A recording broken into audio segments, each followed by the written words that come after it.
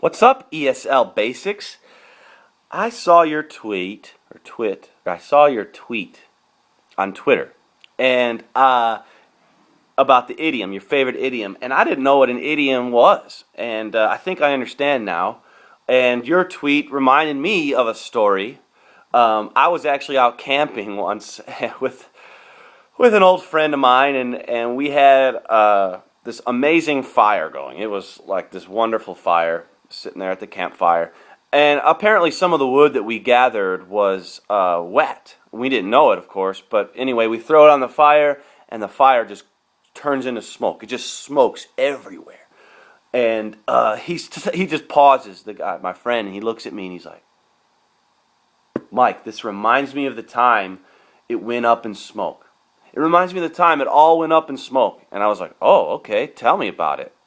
But, I mean, he just starts into this story, and it doesn't even make any sense, but he just starts, and he just says, "I knew it all along, that you were beating around the bush.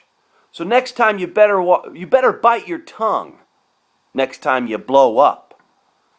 I was like, wow, what is he talking about? Because I knew at this point he wasn't talking to me, because him and I never had anything like this. So he was talking about something else. And anyway, so he continued, and he's like, "It took a lot of guts for you to come clean.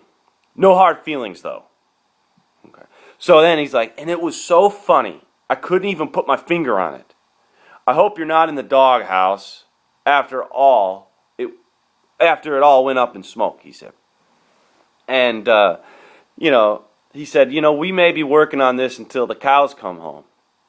Oh, and he's like, and he goes, "Oh," and you wouldn't even believe it, but I was so scared.